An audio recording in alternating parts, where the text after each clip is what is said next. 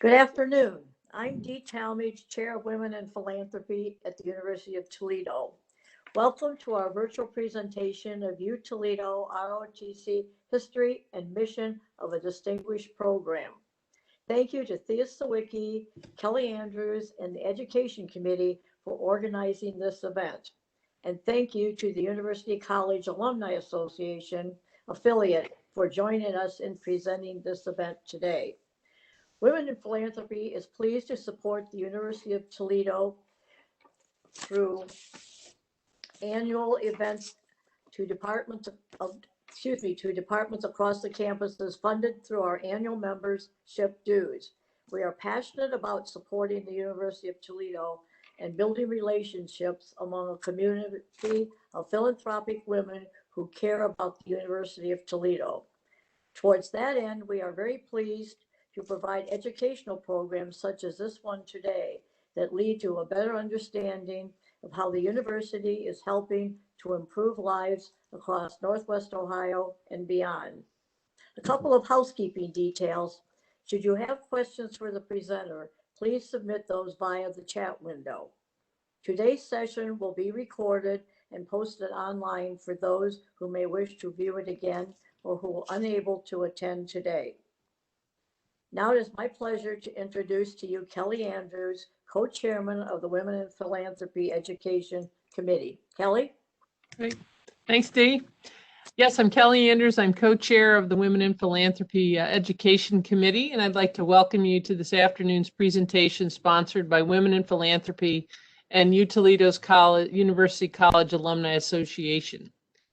Lieutenant Colonel Colby Pepon is the professor of military science for the Rocket Battalion Reserve Officer Training Program, ROTC, at the University of Toledo.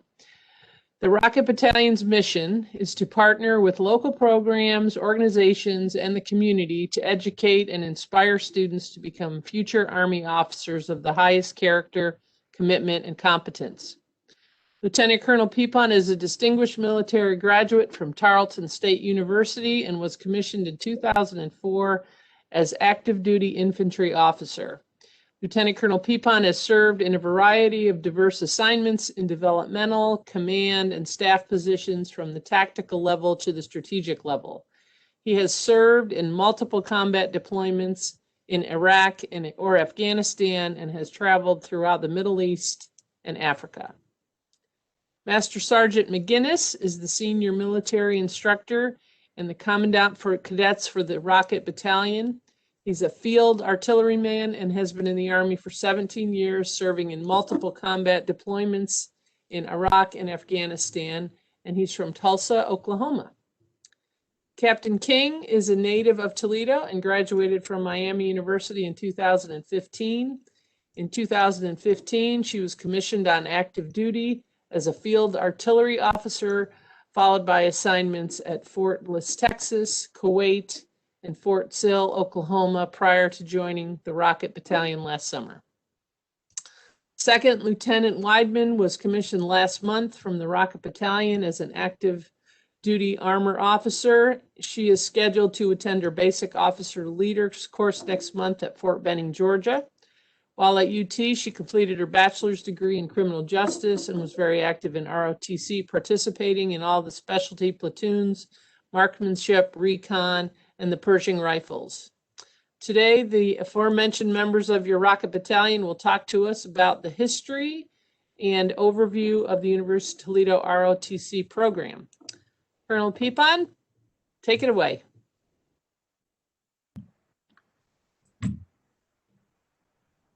Well, Captain King's bringing up the slides. I certainly want to say thank you, Kelly. Thank you, Toledo Women in Philanthropy Group, and certainly University College.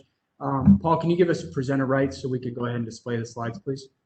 And on behalf of Major General Evans, who commands the United States Army Cadet Command, and certainly the Rocket Battalion and our team here, this is truly our privilege and our honor, so thank you. Today, this afternoon, we're going to provide you an overview of not only, go to the next slide, please. We'll provide you an overview of not only Cadet Command from a national perspective so that we have an understanding of what ROTC is, who it serves, and really what the candidates look like from those rising high school seniors into college. But then more on a personal level, we'll speak to the battalion here, the Rocket Battalion. And then we'll close out our session this afternoon with Second Lieutenant Weidman, one of the Army's newest lieutenants, sharing her experiences and really discussing that freshman through senior year and just the overall exposure and development that a young individual gets when they join ROTC. Good afternoon, I'm Captain King, and I'll be talking about the ROTC origins. So the concept of ROTC began in 1819 at Norwich University and was thought of by a former West Point instructor, Captain Alden Partridge, who created the concept of the citizen soldier. And that citizen soldier really followed us through history and allowed a lot of universities to make ROTC a compulsory requirement for all males in their university up until about the 1960s when the Vietnam protests got rid of that. So the Morrill Act of 1862 is a program that funded the creation of universities that specialized in agriculture and engineering. One requirement for that funding was that those universities did have military instruction available to support reserve officer corps. The first university that was created under the Morrill Act was Kansas State University.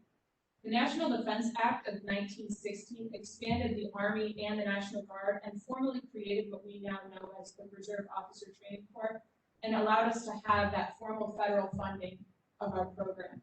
Since 1916, 650,000 lieutenants have been commissioned through ROTC. So today, the United States Army Cadet Command and certainly our Rocket Battalion program right here really has three purposes. The first one is to invest in a whole person concept for the development of the youth and to make a strong Army officer upon commission. The second is certainly promotion to promote and participate in both campus and community-based events and strengthen those partnerships so that we're taking care of that civic piece and really instilling a strong sense of community within the Army Officer Corps. And then the last, and certainly what we probably enjoy the most, is the opportunity to train, educate, develop and inspire young individuals of competence, character, and certainly strong moral, ethical, and physical strength.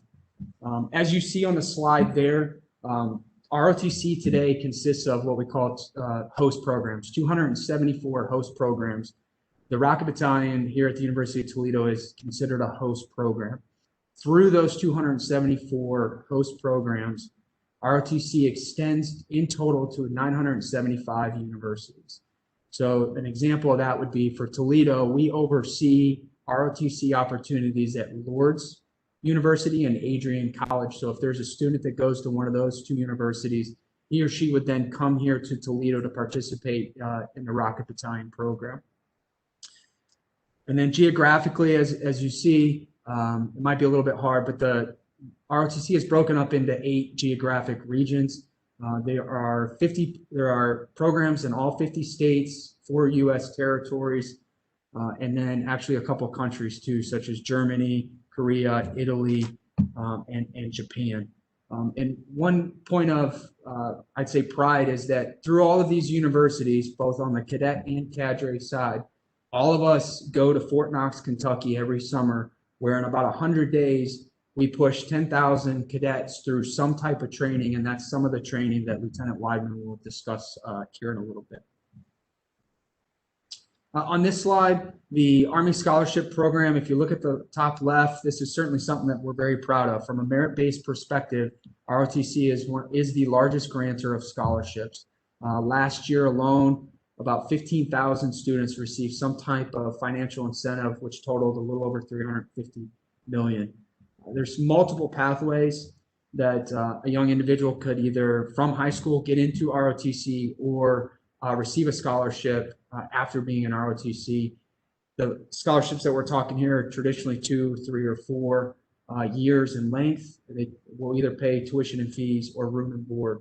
A good portion of our program right now is on one of those types of scholarships.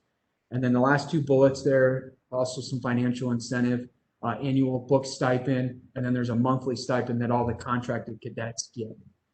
If you shift your attention down to the bottom right, I wanted to highlight this for a couple quick reasons. So one, what you see there is the average metrics for a 4-year scholarship winner that would be coming straight from high school, getting that 4-year scholarship and joining ROTC. So if you look at the 2020 portion, that's actually a high school senior, a rising high school senior that would come into college, that would apply through the national process in the year of 15-16, academic year 15-16, projected to graduate sometime in 20. So 22% of that class that received that scholarship were in the top 5%. And then as you see, top 25%, that number increases quite a bit and continues. So Master Sergeant McGinnis here in a minute will go over what we look at for a strong candidate. But right here, very quickly, you get a snapshot of, on the scholar side, of what we're trying to find for a propensity, not only to serve, but to develop and be a strong individual moving forward. Of note, every professor of military science that serves at one of the host programs conducts the interviews that these young individuals go through as they then journey through the scholarship process. Hello, everyone. I'm Master Sergeant McGinnis. As you see on this slide, this is how we get after finding that best qualified candidate.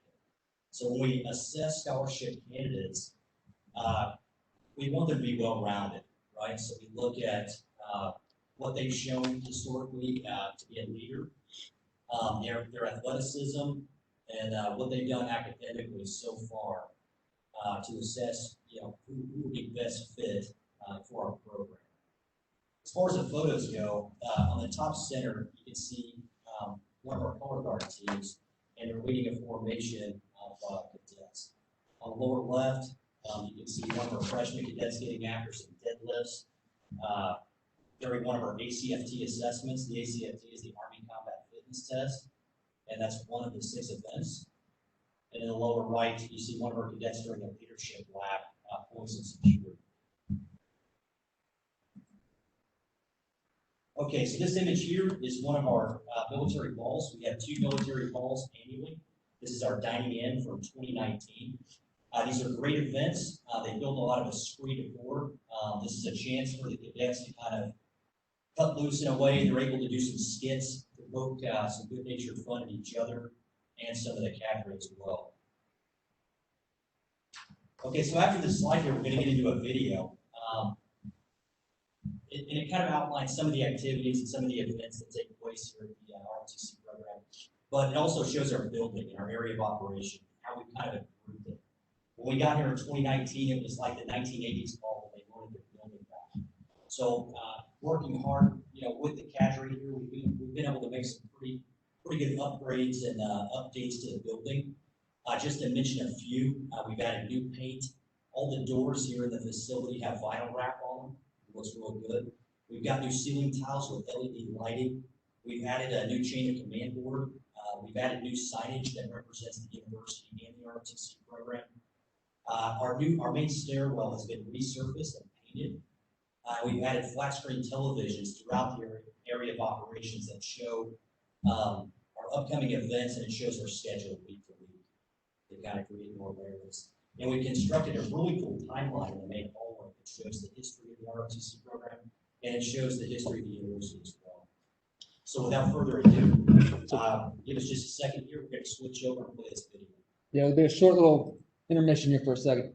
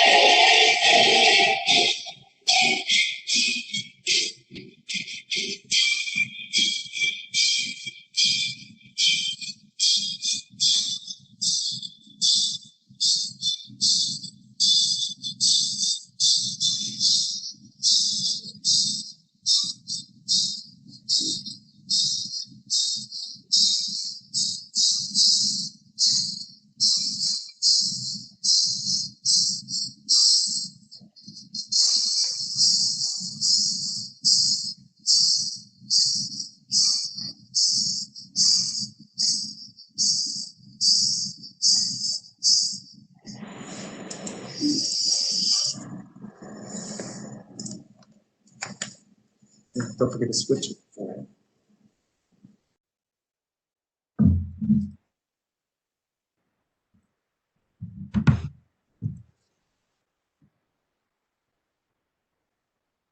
Can you guys hear us? Yeah, okay. I see you moving your head. Okay. Go to our team slide.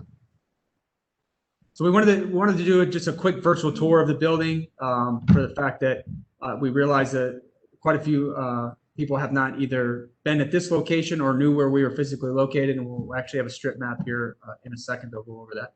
Before we do that, I just want to take a minute and highlight our team. So we have 10 dedicated professionals, 6 of active duty service members, 4 civilians, with well over 100 years of military experience in leadership. So we're extremely fortunate here at the Rocket Battalion. We are fully staffed from a personnel standpoint. And then from a skill set or area of concentration and focus perspective, we have infantry covered, military intelligence covered, field artillery, engineering, and then some additional ones such as some lower level medical and things like that. I owe a special thanks to the 4 individuals on the right, the civilians that certainly keep all of us service members out of trouble and certainly serve as continuity as we rotate out about every 2 to 4 years. So we owe them a special thanks for that. So as we get into the ROTC and the Rocket Battalion, we're going to talk a little bit about history with the ROTC program, particularly here at the University of Toledo. So in 1944, the Servicemen's Readjustment Act brought over 3,000 servicemen to the University of Toledo to complete their post-war degrees. And with that, you can see the large photo on the left shows barracks that were made to accommodate those servicemen on Centennial Mall. In 1947, President, at that point, Dr. Philip C. Nash, put a formal request into the War Department asking to have a permanent infantry ROTC program here at the university. It was then later approved that year. ROTC flourished at the University of Toledo, and in 1970, following the shooting at Kent State, the student body did ask that the reserve units that were on the university's property be removed. But with that, there was still a strong support for the University of Toledo's ROTC program by the student body. As I stated, the photos show the accommodations that were made to the service members throughout time. The large photo of the barracks on Centennial Mall. In the top right, you see nurses practicing military drill and ceremony. This comes from a program in the early 1950s and the 1940s and 50s that allowed civilian nurses to come complete training at the University of Toledo through military programs. And with that, they trained over 15,000 personnel. Below that is a photo from the 70s of Black Hawk here on campus. At one point in time, the University of Toledo did have a civilian flight program, They completed all of their ground training here on campus and the flight training at the Toledo Municipal Airport. Since 1947, over 2,050 lieutenants have commissioned from the University of Toledo Rocket Battalion, and ROTC alumni have served in the Korean, Vietnam, and Gulf Wars, in addition to operations Enduring Freedom, Freedom Sentinel, Iraqi Freedom, and Inherent Resolve. So we do have a very large history and impact in the U.S. Army. Here you'll see our operating area, and this might be a little bit different than what some of our alumni are used to. We are currently located in the Health Education Center, which is the old rec building, and we are right next to the glass bowl. That's usually the best landmark for people to find us.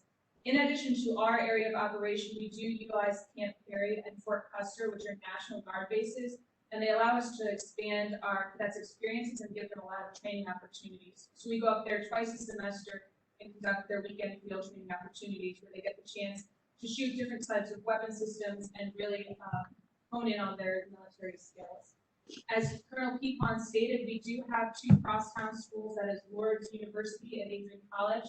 Cadets that are at those universities do join us at the Rocket Battalion to complete their ROTC requirements. Something pretty unique about the University of Toledo is we do have a wonderful working relationship with the Boy Scouts here in the area, and they've allowed us to utilize Camp Mayaconda to come out and host our weekly labs. So it gives the cadets a chance to get off campus, get out in the woods, and really practice their skills. So on this slide, what we wanted to do is try to highlight some of the uniqueness and some of the similarities that you would see in other ROTC battalions. So if you see in the top left, every ROTC program is typically a cross-section of the university that it supports, and we're certainly no different. You see there in the top right under areas of study, about a quarter or 24% focus on criminal justice, 31% is STEM. And I would say that that's actually pretty high for an ROTC program. Most ROTC programs are in the 5 to 10% range.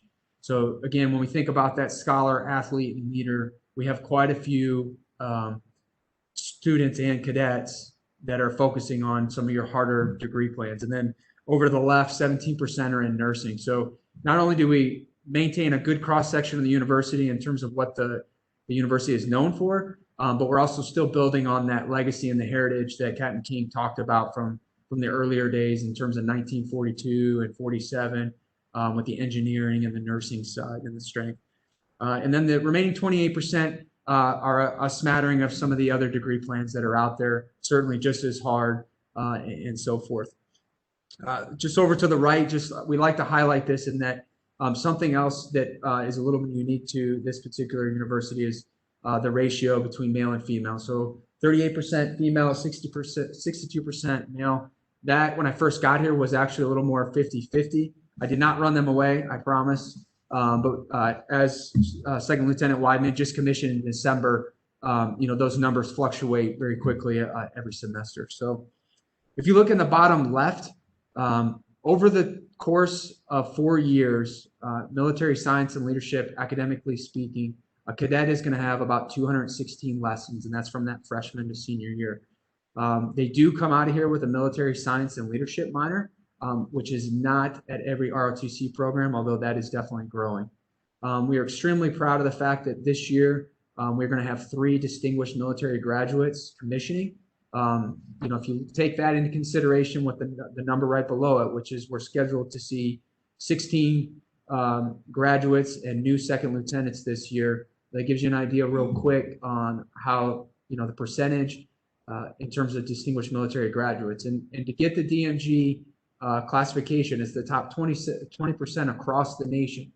So they have certainly, not only done well for themselves here, but are representing the battalion nationally speaking. Move over to the bottom right. An interesting fact for our crosstown schools is that 83% of the cadets play a collegiate sport. That could be wrestling, basketball, track, and so forth. But that number is extremely high compared to some of the other programs. We are fortunate at the University of Toledo that we have a dedicated success coach. Academics is certainly a mainstay in not only what we do in the program, but certainly what the students and cadets are doing outside of their ROTC time. We're fortunate that we also have now an assigned athletic trainer to just kind of take care of the bumps and bruises and oversee our physical training and so forth. So all new developments that we're certainly appreciative of. And then as Captain King mentioned, we are the primary tenant of the old recreation center. Here's another unique piece that we like to highlight. Though we don't have barracks in the middle of Centennial Mall anymore, we do have academic house and we have a living learning community. The added benefit to that is not only the camaraderie and putting like-minded individuals together for similar focuses. The university does assist them financially in that we get a decreased room and board on top of some additional scholarship if an individual, merit speaking, can receive that. That can help to offset some of that cost. And it's things like this that allow us to compete with some of the bigger schools, the University of Michigan or Ohio State University and so forth. So they may seem small, but in the large picture, especially, from a parent considering their son or daughter going to school and getting some additional financial incentive, it does well. And the last thing I'll close with on this slide is that being the primary tenant of the Health Education Center, there's very few programs, and we've been to quite a few ROTC programs that have the amenities that we have. We have a lot under the roof, if you will, here to support the development of the cadets. Hello, everyone. I am Second Lieutenant Weidman. So every student at the University of Toledo is going to have a different experience. When they sign up for the ROTC class and become a cadet, they're just adding to that experience and adding to what they're going to take with from college. Now, every cadet's experience is going to vary as well. Some cadets are in our program for 3 years and some are in the program for 5 years. And the biggest factor that determines that is their academic path. For example, all of our engineers, due to their academic requirements, have to be here for 5 years. But we have a cadet that joined their junior year that was prior service. He's now a senior, he's going to finish this spring.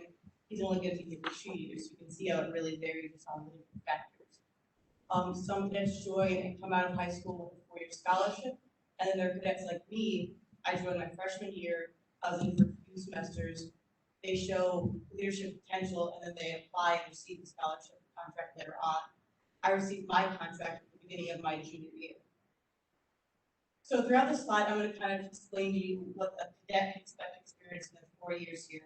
One way to really simplify it is that their MS1 year and MS2 year or freshman sophomore year are the basic years where they're learning everything they'll need to set them up for success. And the advanced years will then be their junior and senior year.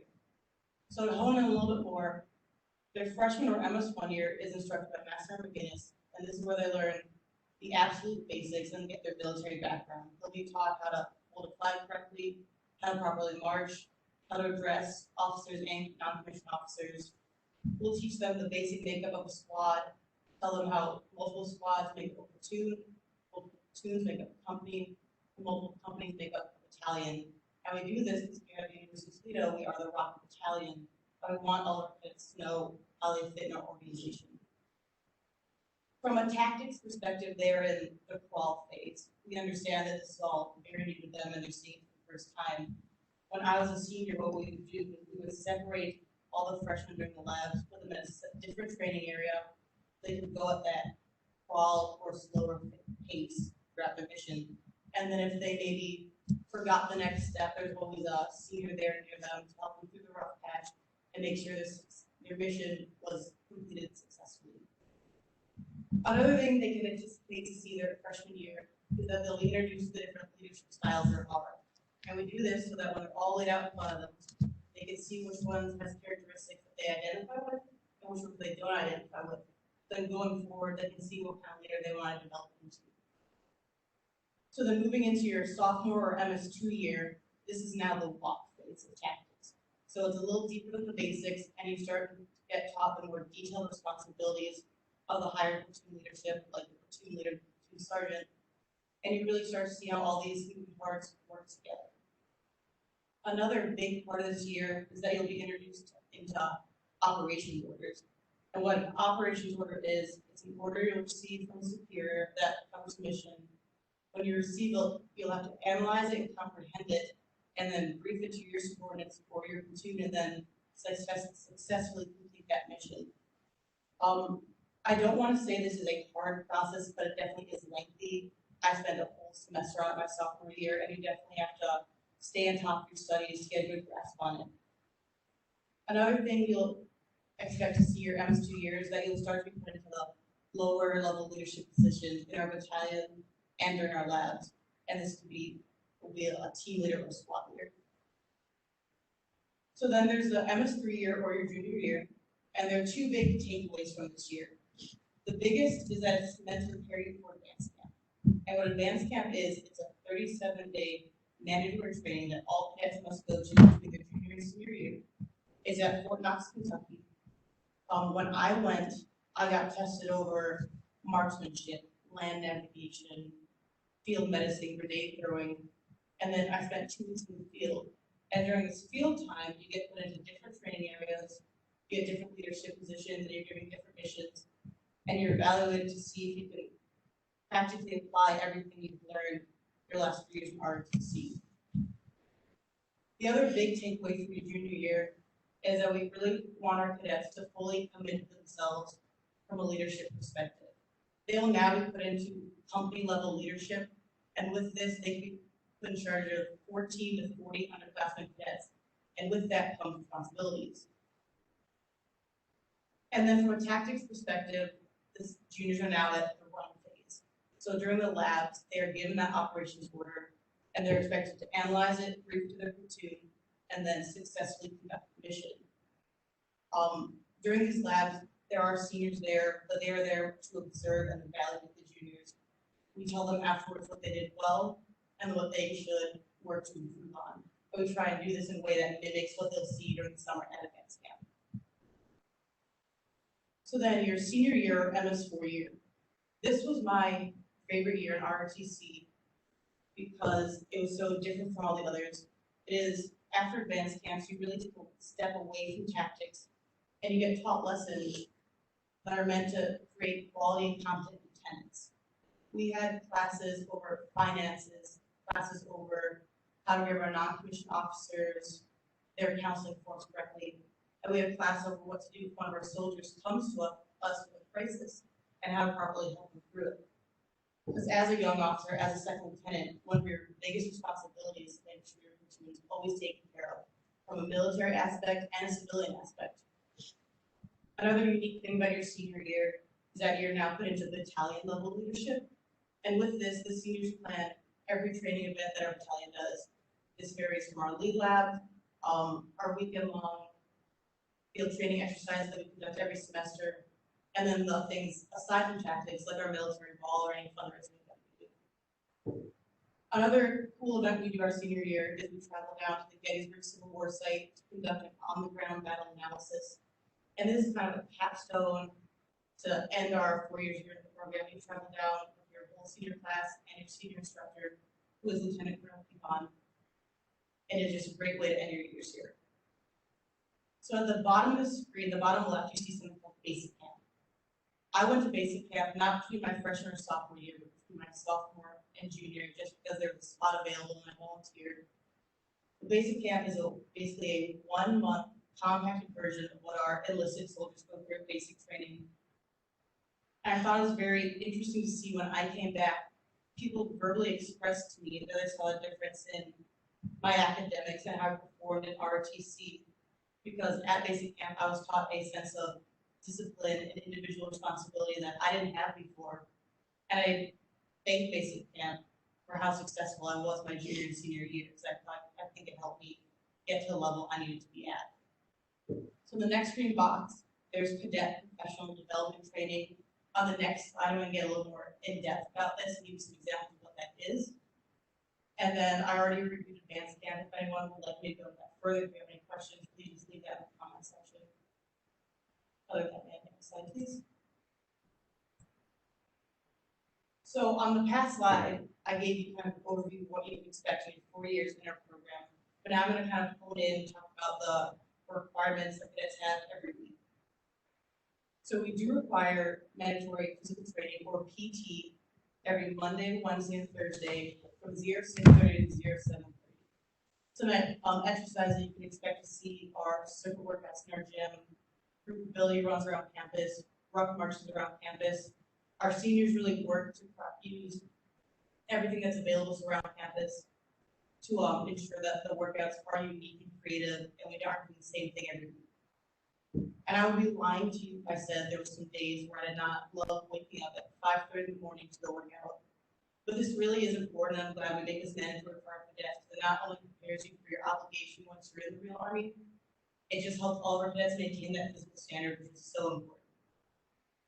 So next I'm going to talk about our classroom and lab setting. So our class setting is worth 3 credit hours per semester, and it's a student or cadet can anticipate what they would expect from any other class on campus. You work with your instructor, there's a midterm, final exam, maybe some presentations, and the whole point of this is really to soak up everything they're teaching you so that you can apply it during the labs. Now our labs are worth 1 credit hour per semester, and something I love about our labs that we do now that we didn't do my freshman year is that they're all conducted off campus. When I was a senior, we went to a nearby church. They had a large wooded area they let us train in. And I think being in this wooded setting just makes it one more step realistic for our cadets, and they just get that much more out of it and prepares them more for advanced camps. And then there is that mandatory summer training, which I already talked about, advanced camp. But then there's some additional training opportunities that we offer. There are training schools like airborne and air assault. We offer internships, which is very popular with our nursing students, our engineers, and then any cadet that has interest in branching cyber. The training that I went to was called Cadet Troop Leader Training, or CTLT. And what CTLT did for me, it gave me the opportunity to go shadow a second lieutenant for 3 weeks. And I was able to see her day-to-day responsibilities, how she thought through issues that may come up. Because throughout ROTC, they're teaching you how to be a leader, and they're trying to prepare you to be a second lieutenant. You never actually see what a second lieutenant does day to day, and I had that opportunity. And I think this was the best opportunity I did have in my time at ROTC. And then in our program, we offer 3 ROTC clubs. Throughout my time, I have been a member of all of them. So there's Recon, which focuses on the tactical and physical ability of our cadets. I know during PT, Recon actually has a separate PT group that trains and performs a level above our other cadets. They compete against other schools, programs, in competitions that challenge them physically and mentally. It is definitely a great club to be a part of. I thoroughly enjoyed my time in it. The next club is marksmanship, and they focus on those core principles of shooting, which is the sight picture, sight alignment, breathing, and trigger control. Here in our program, I believe we have 16 air rifles that they train with weekly, and then every semester they go off campus and do a live range shoot, which I know they always look forward to and they always enjoy the live training. And then the final club that we offer is Pershing Rifles. This is an organization I was part of from my first semester of college to my last. From a military aspect, they really focus on drilling ceremony and crisp, clean movements. We train for a national competition every year. And then from a non-military perspective, they really focus on creating well-rounded cadets and students that just set standard on campus. They truly are a brotherhood. They become family the longer you're in it. And then UT offers a bunch of extracurriculars on campus. Our sororities, our fraternities, student council, intramural sports. I highly recommend any cadet, any student to get involved on campus because you truly will get out your time in college and what you put into it. I'm very grateful for the instructions I had here in UT. I believe I've truly been set up for success from a military standpoint and civilian standpoint. All right, so ladies and gentlemen, this slide outlines some of our annual events that we have here in the ROTC program. On the upper left shows our 9/11 Run to Remember, and that's how we kick off our fall semester. We've got a 5K run, and we usually have a pretty good turnout from our community. In the middle, the top middle, and the right, that shows something that Lieutenant Whiteman alluded to earlier with our Pershing Rifle team. And as you mentioned, the Pershing Rifle team is a military fraternity. And every year, a big point of pride for us, we compete in something called a national competition, or a NAPCON. In the last 12 years, we won a national championship 6 times. So, to the outstanding effort of our Pershing Rifle team. So, that's awesome. On the lower right, that shows our seniors. Our seniors every year for the curriculum year do a community outreach project of their choice. This year, they chose to make cornhole boards for Toledo Police Department and Fire Department. So this is one of the presentations here, presentation for the Toledo Police Department. And in the lower left, a very special event to us every year is the German Army Proficiency Competition.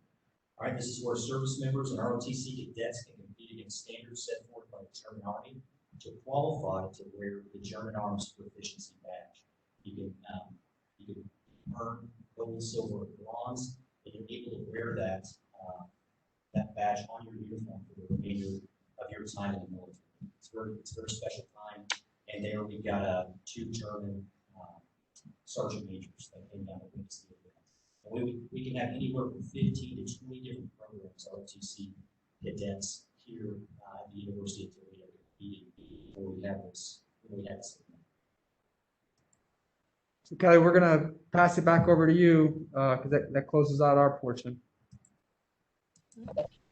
Great, thank you. We do have some questions. So I will, I'll start with a couple. What's the percentage of students who complete the entire 4-year program? So the numbers will change a little bit depending on when they join, but our goal is to be in that 60 to 75% range. We've ebbed and flowed through that, the 60 to 75% range in terms of getting a commission. So graduating, earning that degree, and then going on to commissioning. All right, great. There was a couple comments made, but one of the questions was how do you feel the facilities rank here at the University of Toledo versus some of the other facilities that you've worked at, as far as the ROTC facilities? So I think we'll let Captain King kind of explain what she experienced at Miami. And then you've also seen Wright State. We can speak about those two. Absolutely. So as was said in my introduction, I graduated from Miami University, but I completed ROTC through Xavier University. So what that required of me was a 1 hour commute each way, several times a week to get to the facilities at Xavier. And we were operating out of an armory that was built probably pre-World War II and was pretty rudimentary. Now, one thing that is super beneficial about the University of Toledo program, I came and joined the program in June of this past year, and we've done a lot of improvements since then. But additionally, one thing that we do for our cross-con schools is we really work to make sure that they're not having to go out of their way to be part of our program. We work to help them feel included and not have to have a lot of strain on their academics. So we work to have virtual classes for those cross-con schools to alleviate that pain. Additionally, in just the time that I've been here, the improvements within our pack, the new paint, the lights, the ceiling tiles that Master Sergeant spoke of, really gave this place a big facelift. And for me, sir, so I can say, as a senior enlisted, I did not go through a commissioning program, but I have visited others, and we were very fortunate in our area of operation and our building. And when we had, I know when we had the German Arms Proficiency Badge competition, we had 18 different programs come in, and almost every non-commissioned officer that accompanied the cadets that came to compete commented on how great our facility is. So I think we're very, very fortunate. Sir, I can touch on this too. Throughout my time here, we host multiple events where other schools come to us. And when I was a cadet, other cadets would come to me and they would compare our facility to theirs. Because our ROTC building was the old threat, we have a full-size gym, we have weight rooms, we have things available. Like I don't recall what school it's from, but they told us they were basically working out of the corner of a chemistry building, and that was their ROTC building. So I think we are very grateful for the facility we have here. Okay. I had another question that's been submitted. What is the difference between officers trained by ROTC and those who have gone to the military academy, such as West Point? So in terms of curriculum, it's very similar. Both are officer commissioning sources. Generally, I'll speak to West Point. Typically, there's somewhere in the 1,000 to 1,200 range that would graduate and then commission. ROTC produces on an annual basis 70 to 75% of the officer corps that the Army receives. Curriculum-wise, there's a lot of overlap, and actually there is discussion right now, as Lieutenant Weidman mentioned, that summer camp of starting to intermix the two, I'll say, populations just to further strengthen the camaraderie and then certainly the challenge aspect of it.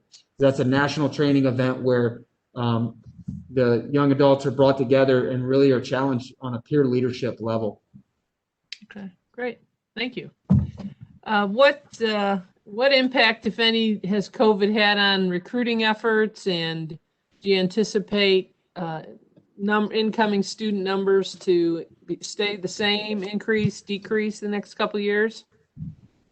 So we've been, what I would say is right along with the university numbers currently, and I'm not sure if we maybe glossed over, but our program right now is sitting just a little below 70. We would like to see that a little bit higher, and it should be. I mean, we have the instructors and amenities for it. Just like everywhere else on campus, we certainly are adhering to protocol and so forth. The one thing I would say, and I'm echoing General Funk, the trade-out commander, that we see leadership as a contact sport. So that means we have to have a lot of interaction, and we've got to take what was taught in the classroom and put it into a practical scenario. And so we do that the best way we can with masks and gloves and cleaning and so forth, so that we can maintain as much of the semester in person as possible. Okay, thank you. Another question, does the ROTC program track the achievements of your graduates who accept commissions as well as others? So I'm just going to leave my mask off. Leave your mask off. This is something we are focusing very hard on. Just what I would say is due to different IT systems through the years, and some of it being paper-based, some of it now being digital. We do have the records, but what we don't have is it all consolidated. And so last year we started to reach out to alumni, and I know that's not an all-inclusive list, and so we're still very much building that. Certainly working with Cade so that we can do that as well. And there's been some growing pains, but we hope to improve that. Great, thanks. And then I guess this is for everybody. If you could answer this question, just says, please share what motivated you to join ROTC and have a career serving in the military as an officer.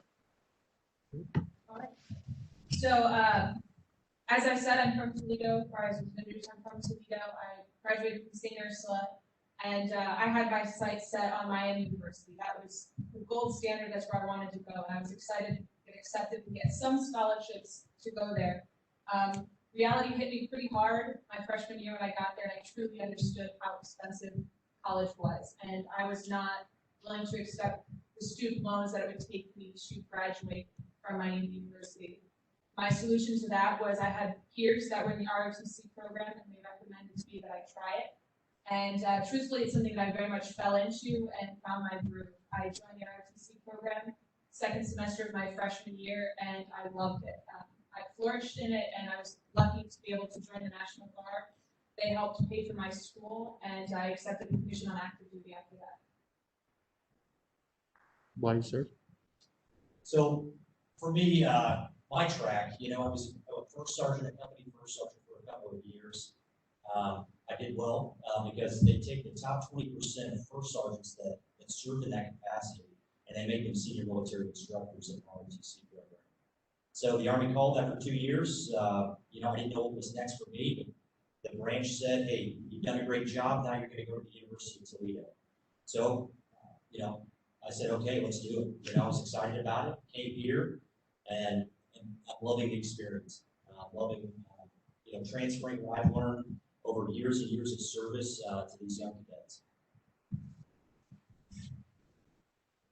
I knew I wanted to join the military at a very young age. It's always something that interests me that I maybe felt a calling for. When I first started at the University of Toledo, I was a nursing student, and I ended up just not enjoying it. So I switched over to criminal justice. I think that kind of falls in line with me wanting to serve in the military. I wanted a degree that would, where I felt I was giving back to the community as well. I actually, when I first came here, I was only going to stay for a year or two. I was just going to try out ROTC, then I'm going to leave and go enlist. With my parents, they're like, we don't care if you want to go to the military, but you have to get your degree. So I ended up trying it out. I fell in love with it, and I'm so glad I stuck to the course. For me, I knew at a very young age I wanted to join the military. I love to travel. I love just team-oriented environments, and it's something that I've always just really relished. And quite honestly, I've been in the service over 20 years, and I feel like I've been on a vacation the entire time. It's just been an awesome, awesome ride.